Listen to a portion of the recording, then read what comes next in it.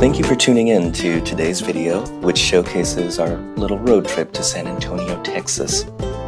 I decided to rent an SUV on Turo so that Chris and I could take our bikes with us and ride along the Riverwalk. We also had plans to finally use our very fancy picnic basket.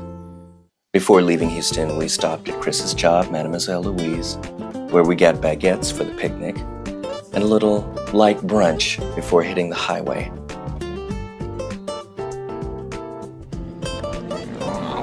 Since our commute took place on a Sunday, we arrived in San Antonio in under 3 hours.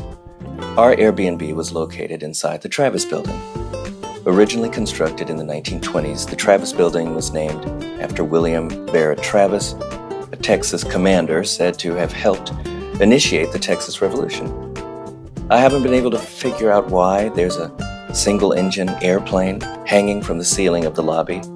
Travis was killed in 1836, and the Wright brothers didn't achieve flight until 1903. Nonetheless, it fits the aesthetic, so I'm not complaining. In 1983, the Travis Building underwent substantial renovations, converting it from an office building to an apartment building. The property has since been enshrined as a local landmark by the city of San Antonio. The unit we rented was a 9th-floor corner apartment with beautiful views of downtown. Although the units were modernized as recently as 2021, the floors are still squeaky and unvarnished because it would violate landmark protections to tamper with the original woodwork of the building. After some unpacking, we realized it was dinner time and we were both hungry. Since Chris wanted to treat us to a fine dining experience, we each brought along an outfit that could fit the occasion. As you can see, a not-so-quick costume change is taking place here.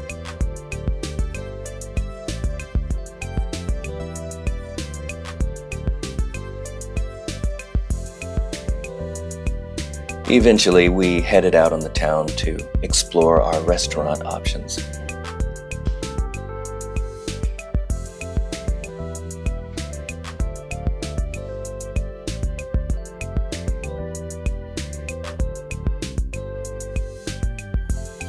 Since the Travis Building is located on the Riverwalk, we didn't have to travel very far to find ourselves right in the middle of the action. There's so much historic architecture downtown, unlike other cities which mainly aim to preserve corporate high-rises and government buildings. I appreciate that certain convenience stores, theaters, and private dwellings can also be found in structures that are at least 100 years old. In the year 2000, Biga on the Riverwalk opened its doors. 25 years and 8 James Beard nominations later, owner and operator Chef Bruce Auden has earned his fair share of acclaim. The culinary scene in San Antonio had never been mentioned in Esquire magazine or Food and Wine magazine prior to Chef Bruce's immigration from North London. Biga offers patrons a variety of American cuisine with influences from around the globe.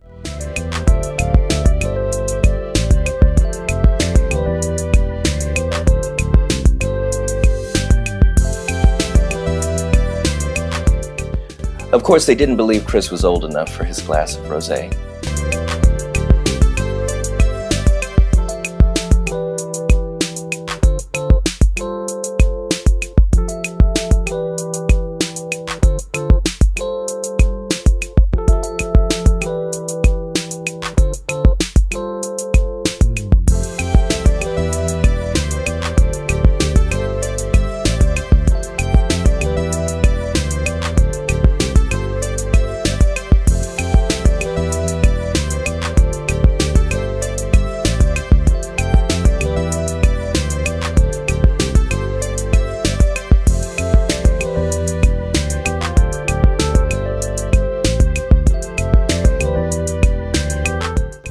Following a meal like that, you need a good stroll to help with digestion.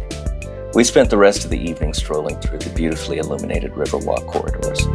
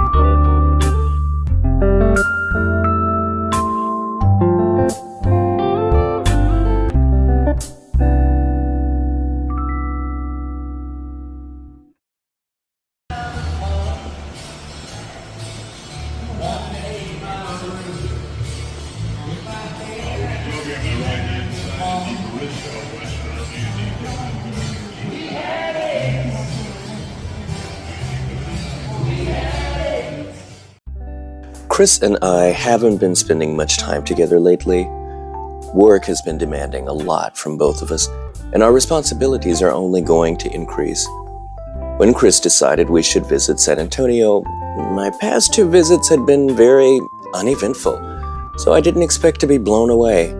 However, I really have to admit that I couldn't have imagined a more romantic place to reconnect than a nighttime stroll through downtown San Antonio. Before we knew it, we'd wandered right into Alamo Plaza. For America, a 304-year-old building isn't very common. Typically, our structures aren't even built to withstand their first natural disaster. If you're planning to visit San Antonio, I strongly recommend you stop by the Alamo.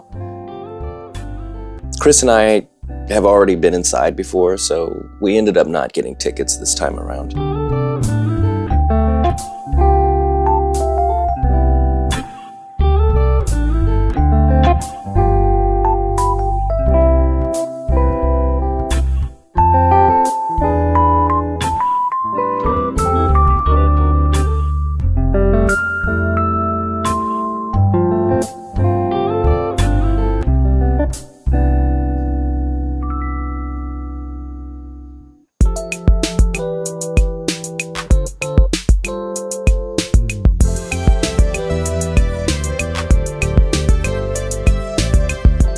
We kicked things off on our second day with another quest for food. This time we didn't need to hunt for options because Chris already had his mind made up about where he wanted to chow down.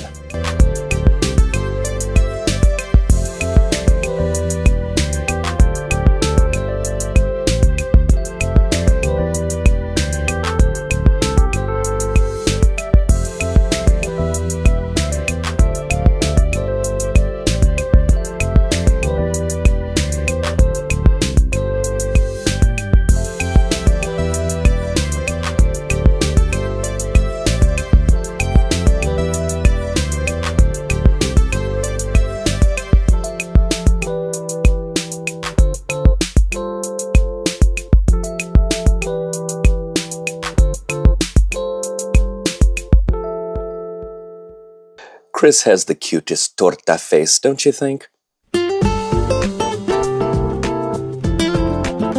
After brunch, we decided to bring the leftovers back to the apartment. I grabbed the keys and we took a little drive to Whole Foods.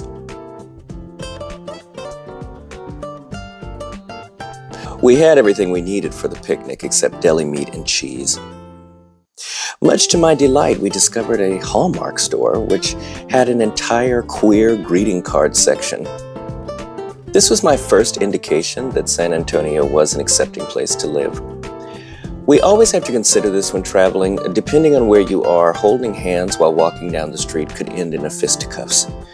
It saddens me that so many of these stores have closed. I used to get all my Christmas bric-a-brac from the one in Fox Hills Mall. Unfortunately, things like greeting cards and reading in general have become obsolete. But I was born in the 1900s, so I love all the old-fashioned garbage they sell. Finally, it was time to put some mileage on our bikes.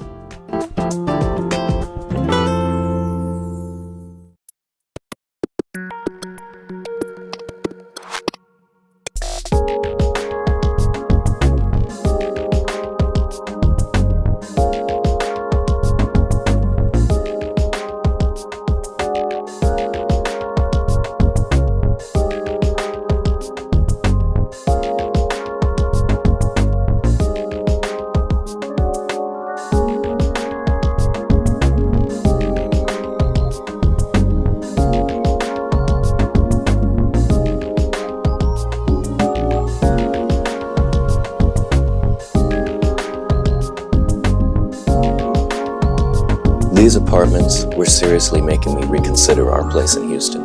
Imagine the views you awaken to each morning, not to mention the sunsets and outdoor events that must take place during the holidays.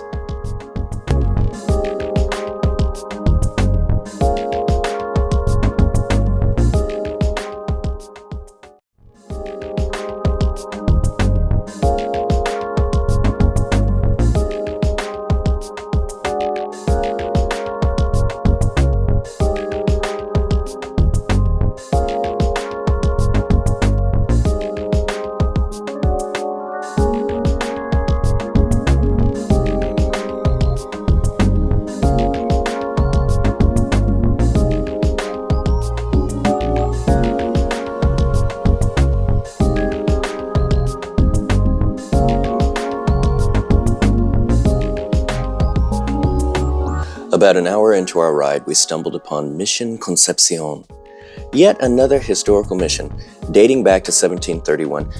This bedrock construction is one of the least restored colonial structures within the San Antonio Historical Park of National Missions. The chemical and physical weathering of the stones have only contributed to the structure's beauty.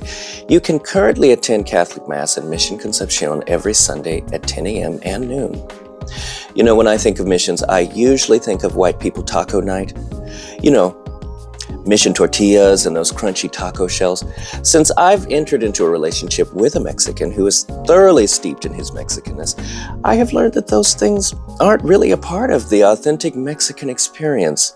Imagine my level of rejection I felt the first time he looked at my jar of mild Paul Newman salsa and requested that I never show his relatives that we even have it in the house.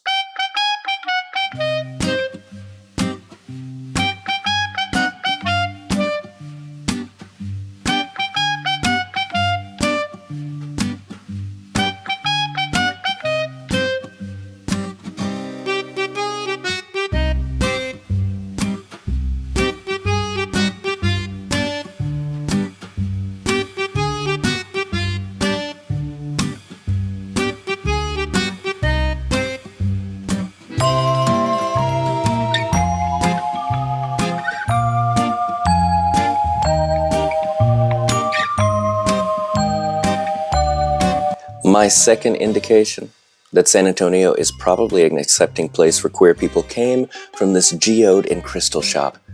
Not only was I told by the staff that I didn't need to put a shirt back on in order to come into the shop, but we were also informed about a free rock giveaway. Apparently, we'd get 1 complimentary stone if we followed them on social media, and 2 if we followed them on Grindr. Yeah. Well, although Chris and I aren't swingers, I still consider this to be a sign of progress. I mean, nobody would have made such a blatant pass if they lived in a city where they had to treat their own queerness like a dirty little secret. Needless to say, I only ended up with 1 fruity pebble. Chris must have thrown it out the window on our ride home because I can't seem to find it anywhere.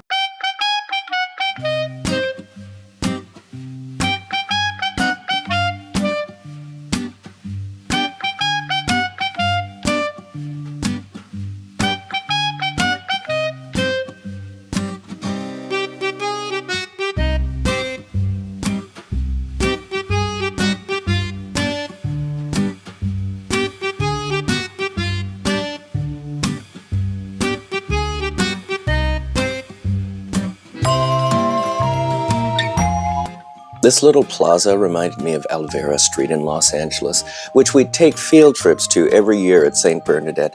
So Mexican. I love it.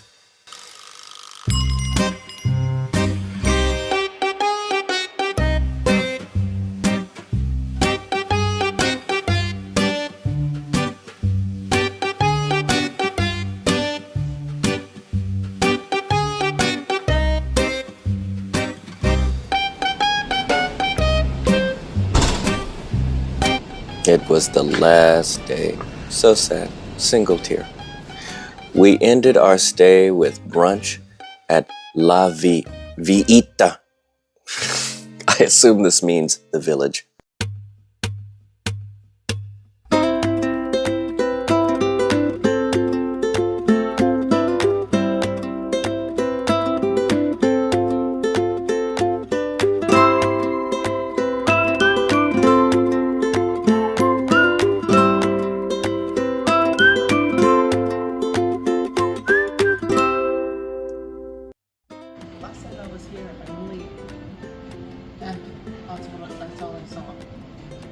Uh-huh.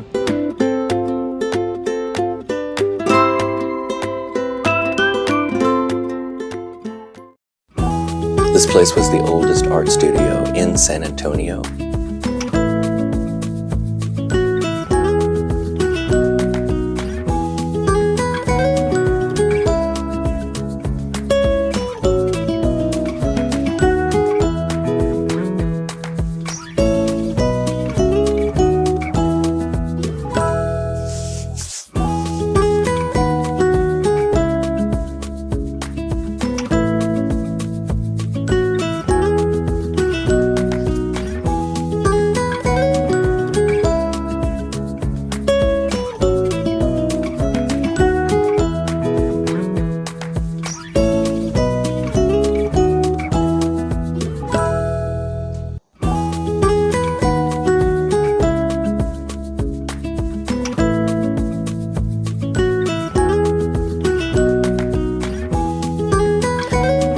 At some point, we realized that we never got around to having our picnic.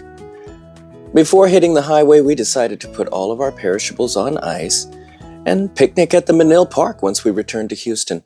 Pulling back into the high-rise where we initially retrieved the SUV, we discovered that my car had been towed.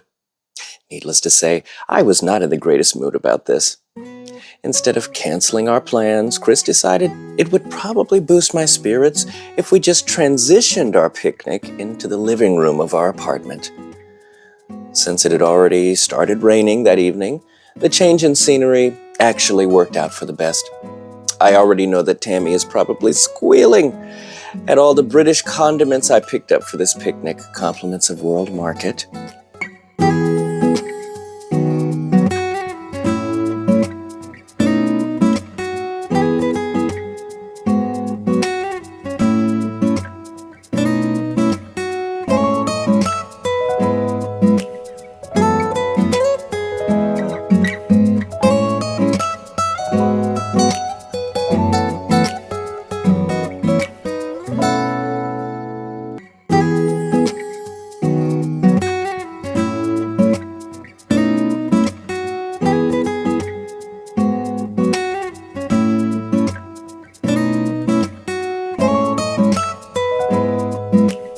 What better way to end our vacation than a bill for $436 that I couldn't actually afford?